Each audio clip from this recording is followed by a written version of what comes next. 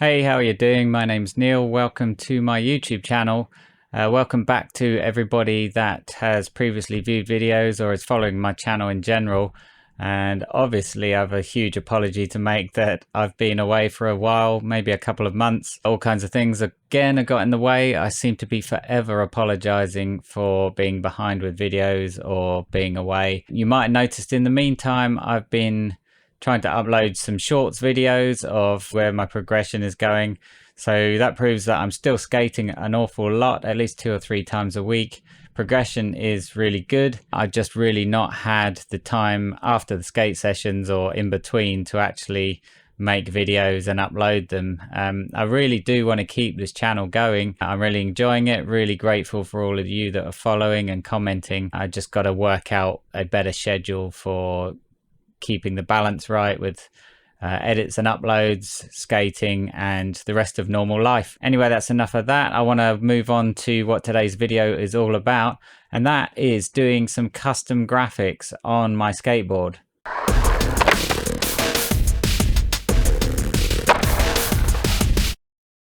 So if you've been following my channel for any amount of time, you might have gone back through and looked at some of my older videos, or you might remember the last deck build I think I actually did, or the last board build I did, was this Tony Hawk board.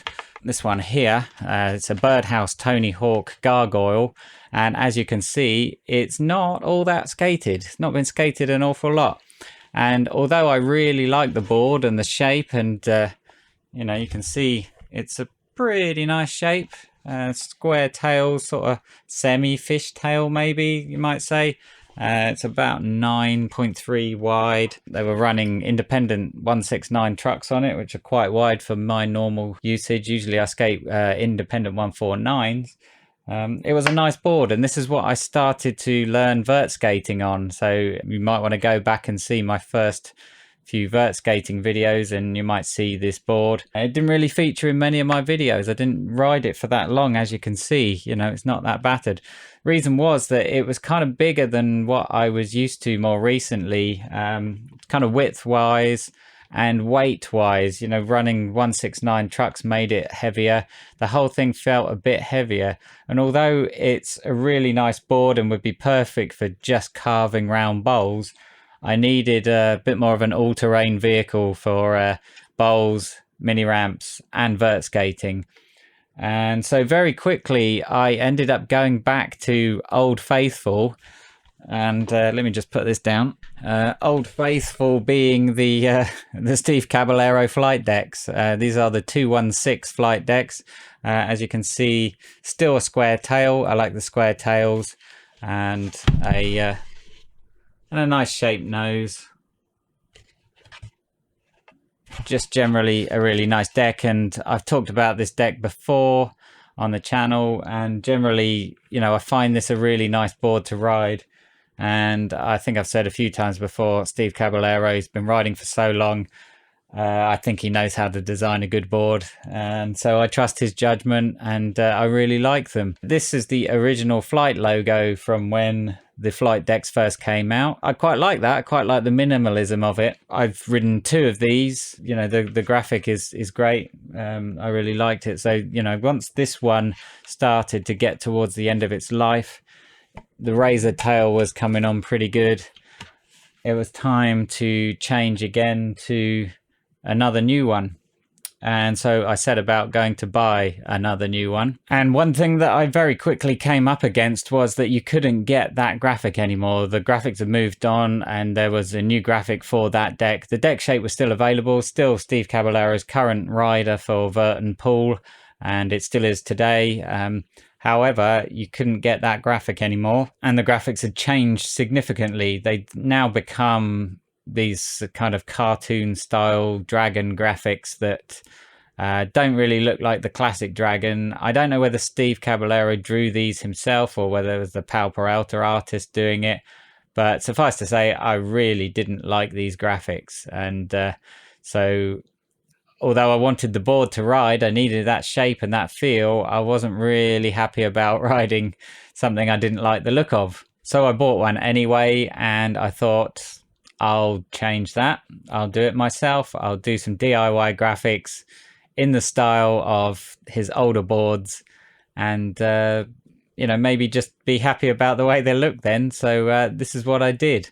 So as you can see here, this is the graphic of the board that I bought at the time. It's called the Dragon Ball, I think it is, and it's kind of the dragon holding a ball of fire or a crystal ball or something, I don't know.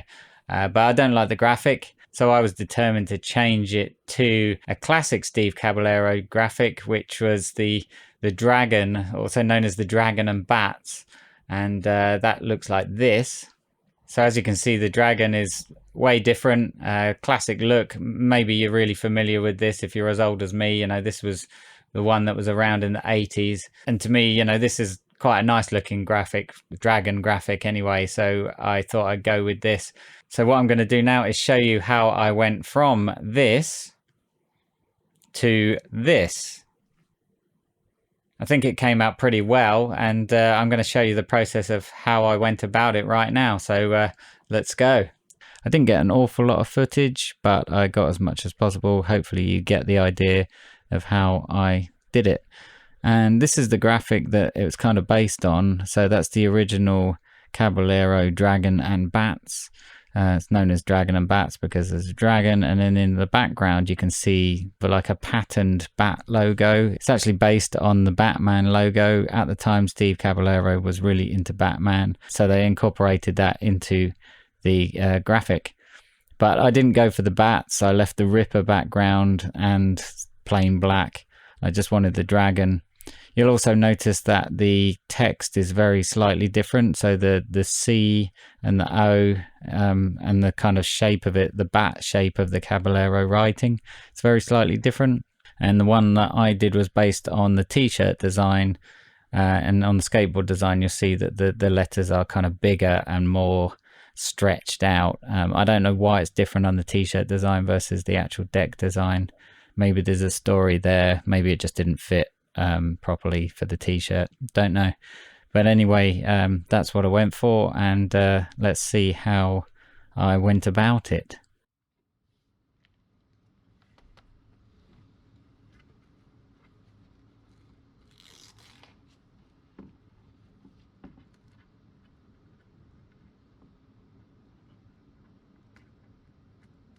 So first of all, I was de-shrinking the deck, as I say. You know, I'm just taking the shrink wrap off and taking a look at the graphic. Now, these graphics are heat transfers by default, so you can't really feel much in the sense of the screen printing. Although they say the heat transfer is screen printed on in the first place, it's very, very thin, so you can't feel much of a step in the graphics as you would a screen print, or normal screen print at least.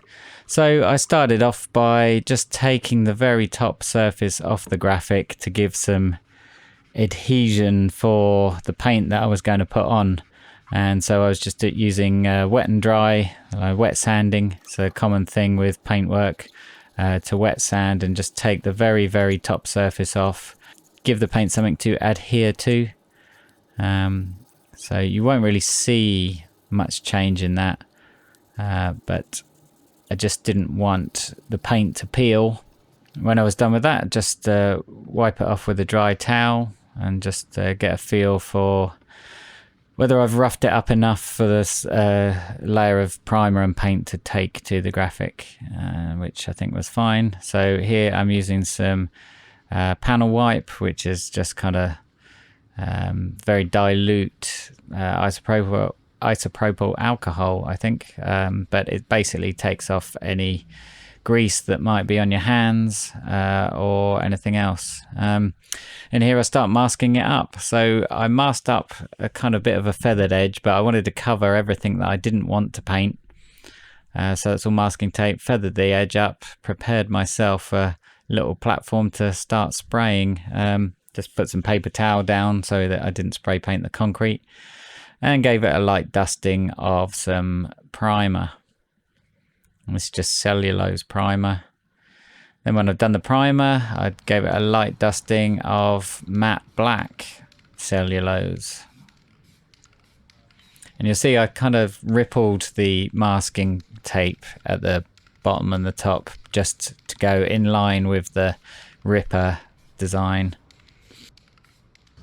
Okay, the paint has come out exactly how I wanted it to. It's a satin matte black, and there's no lumps or bumps or anything. It's come out just great. So I'm gonna peel off the masking now. Just to note, as you can see with the masking, I left it kind of flapping on the edges, and this is so that what it's supposed to usually achieve is a bit more of a feathered edge where the paint stops, so it's not such a hard line that you get left with.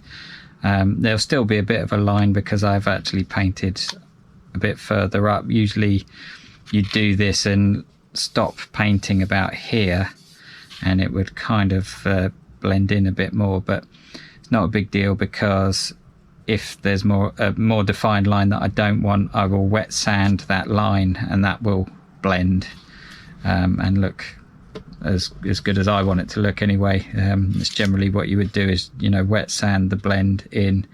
You're kind of dusting into old paint, but when you dust paint you kind of end up leaving little spots sometimes, and so it's a kind of careful balance between dusting it in and wet sanding it back to blur that line over. So I did that on the front and the back because there's the Ripper style wavy lines that I wanted to keep, and the Powell Flight logo that you can just about see here. But I'm gonna peel the masking off now and just see how that came out, what the blend looks like, if it blended at all.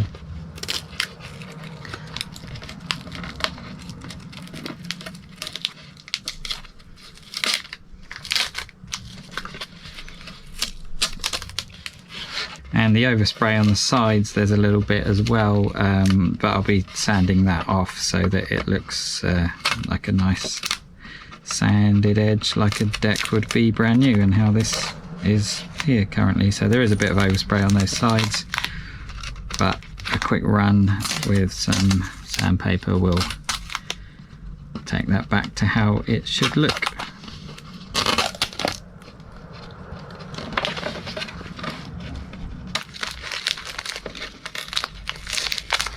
Go for the big reveal.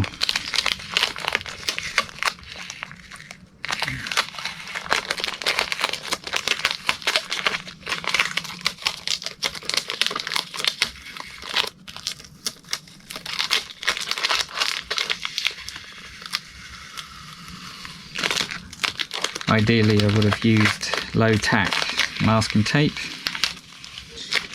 but I knew I was taking it off pretty quick. If you leave non-low tack masking tape on for too long and get it wet through wet sanding, it begins to fall apart and you get left with all the sticky stuff behind. But I knew I was taking it off pretty quick, so I didn't have to buy more masking tape.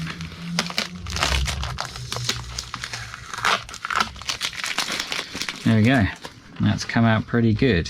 Don't know how well you can tell on the camera, but you know, it's a different shade of black, so you can see the difference between the blacks, but it's not hideous, and not really bad at all.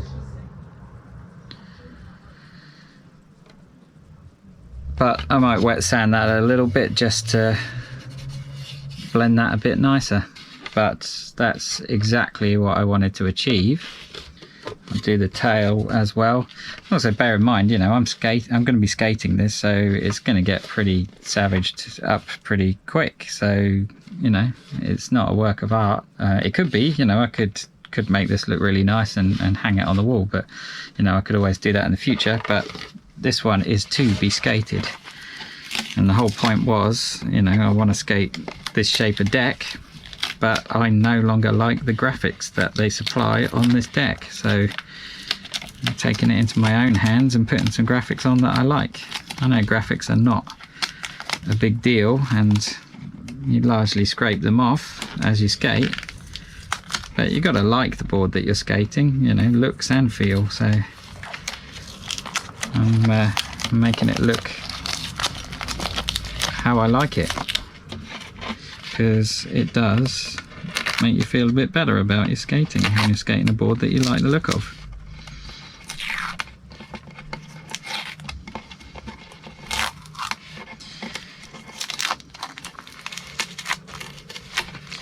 And for me, with these boards, you know, this deck, I just keep coming back to it.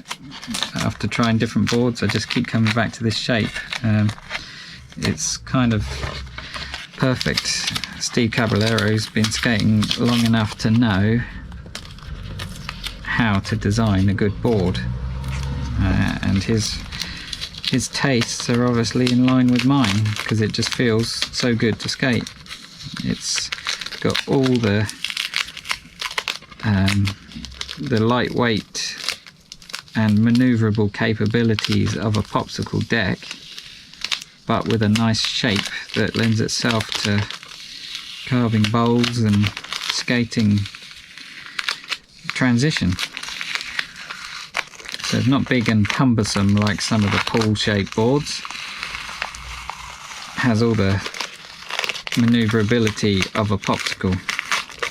It's just got a good shape, and I like it.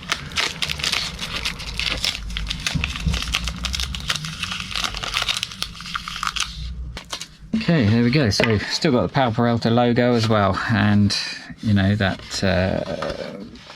just about kind of blended in sort of look there. Sticky residue. But again, I can blend that, so that's absolutely achieved the look that I was going for. Just right to place my new graphic in the middle. Right, let's move on to the next step. Right, so I started wet sanding that edge a little bit, but I pretty quickly realized that it wasn't such a big deal. So I just took the kind of the stepped edge off it with some wet sanding, and it didn't take too long. It wasn't much of a big deal either, because when the whole thing was done, you could barely tell that it was there. And it's also in the place where the trucks are mounted, so you can't even see it by the trucks and the wheel overhang from the hangers. But anyway, I got the graphic, found that online, and put it on some acetate and started to think about sizing it correctly for the deck itself, and you know, just kind of where it would lay actually on the deck when it was done. And then I was thinking about how I actually go about putting the graphic on there, and I was going to use the acetate, cut out everything that I wanted to show, and use it as a stencil and just like spray paint through the acetate, either with spray paint or with my airbrush. And so that was the first approach I was going to take, but I very quickly realized the graphic was way too intricate to actually cut out everything that I want. I would have to cut out multiple layers, much like how screen printing is done. So if you know how screen printing is done, it's different layers upon layers upon layers. So different screens, or different, for want of a better word, different stencils laid on top of each other to slowly build up the picture. And each stencil or each screen is a different color, and those layers slowly build up, kind of collage style, on top of each other, and eventually produce the finished graphic. So anyway, after a while I realized that acetate kind of idea was not going to cut it, and I decided to go with a vinyl cutter kind of situation. So I got a vinyl cutter and I cut out the design onto a piece of sticky back vinyl. Cut out the design, so it's computer cut with a vinyl cutter, and then what I could do is lay the design onto the deck, stick it down, and then you go through a process called weeding, which is using a pointed instrument of some description, just like a pointed hook, you end up picking out the bits that you want to remove. So I've stuck the graphic down now, and because the vinyl cutter has put knife marks in all the places that need to be cut out, you just slowly go through weeding out the graphic, and you can see now why it would have been way too complicated for me to do using kind of spray paint through an acetate stencil kind of way. So what I'm doing here is I'm picking out everything that I want to be paint, and then I will spray a layer with my airbrush and then peel away the entire rest of the sticky back plastic, and it should reveal the paint on the other side nice and well done with sharp lines. So it takes a little while to weed out the graphic like this, and you have to be careful that you're actually weeding out the right thing. You want to weed out the thing that you want the paint to replace. So eventually, anyway, got all the way through the design there, and I started to do it with paint pens, and very quickly realized after just doing this kind of moustache part that it was not a consistent kind of layer of paint, and it didn't look very nice. So I thought initially I might do some layers of paint pens because it would be easy and less messy, but it just didn't do a very nice consistent layer. So the only part of it I did was that kind of moustache part of the dragon. And then I went away and had a think about it, and sort of thought, okay, break out the airbrush. I'm going to do it with the airbrush instead and get a much better result, I think. At this point, I'd broke out the airbrush, and I started by, what I want to do is just literally spray everything white. So I went over to start with a very fine, light coat of white, and the idea was to just get a very light coat down to adhere to the paint that had already gone down first. And I had this mixture of paint, very lean, very watered down, but it was just kind of, I didn't want it to be too thick and then leave too much of a hard edge on the paint when I peeled off the stencil and revealed the design. So did many layers of very fine light mix of paint. So anyway, when I'd eventually gone through and done what I thought might be enough for a decent first layer, I went back and did it all over again. Then I masked up everything that I didn't want to be orange, which is basically everything except the text, and then went back and started spraying orange over the text there. So that was the second level, second layer, and it was just the same process really. I'm just filling in the gaps of what was orange, just filling in the gaps of the text that I'd left that wasn't masked up. I turned the consistency up a little bit with the orange paint, I think not so many layers, and got through that a little bit quicker. A little bit of trouble with the gun, trying to get a smooth flow. It's always a bit of a juggling match between air pressure and how much paint, how thick the paint is that you mix up. So there it was, and I started to peel the orange away just to reveal that part of it. And I decided in the end that I wasn't going to do loads of colours. It would have taken absolutely ages. So what I actually decided to do was just leave the whole thing white and orange. So at this point I was going to peel the entire graphic off, and you can see, the white, and then the stencil around the outside, and then the orange. Camera makes the orange look a bit weird on the right side there, but it's just the light from the window. But anyway, here's the big reveal, and I start to peel away the stencil, the vinyl, and see the finished result of the board itself. So here we go. And you know, at this point I'm sort of doing it with my fingernails, but I think I very quickly realised the weeding tool was the way to go forward with that, because fingernails couldn't quite grasp the edge. And I don't want to chip the paint up really either, so by picking the edge of the vinyl, I kind of risk chipping the paint up as well. You can see how thin these lines are though.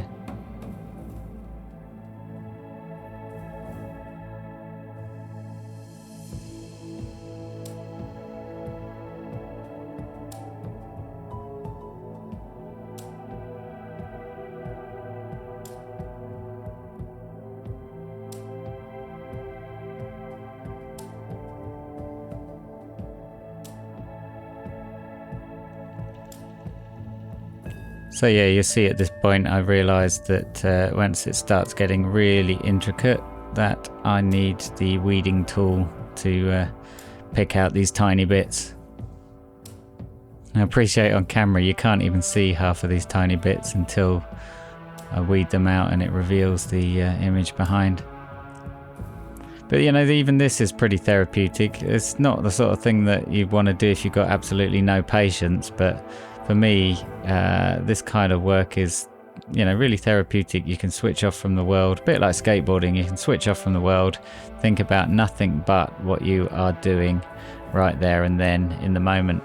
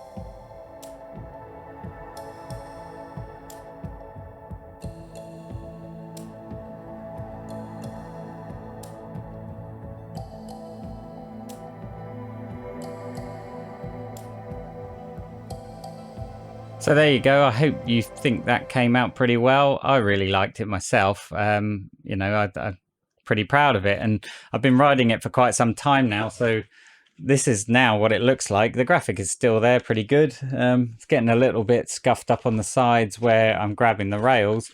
I didn't put enough clear coat on there afterwards to protect the graphic enough, but I'm actually only riding this as my vert board, so it's not getting too much of a pummeling. The tail's still getting pretty worn across there for drop-ins and the odd scrapes here, but it's not battered.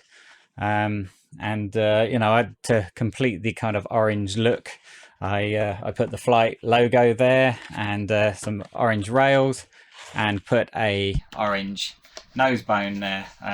You know, so it kind of looks pretty cool, but I'm happy with it, and that's how I would like to see the Caballero decks these days. I like this kind of graphic, old school graphic, or even the bigger dragon graphic from the Ban This deck, you know. But anyway, that's the video. That's how I made my own custom graphic. Hope you think it's cool. I really like it. When I posted it up online in one of the Powell Peralta groups, loads of people were saying, I need one of those, I want you to do me one. So yeah, it was really flattering, but I don't think I've got enough time to make more of these. As I said to you at the beginning of the video, I haven't really got time to be making videos. So, you know, flattered as I am, this might be the only one ever unless I make another one. But if I make another one, it's going to be different. And I'll keep these for nostalgic reasons. You know, it's something I made, and I'll keep them for the future. But anyway, I hope you like that. I hope you like the video, and just let me know what you think in the comments below. Give the video a like if you do like it, and thanks for watching. I'll try and get back with some more videos really soon. Hope you're doing well out there as well. Let me know in the comments below, and I'll see you soon. Take care.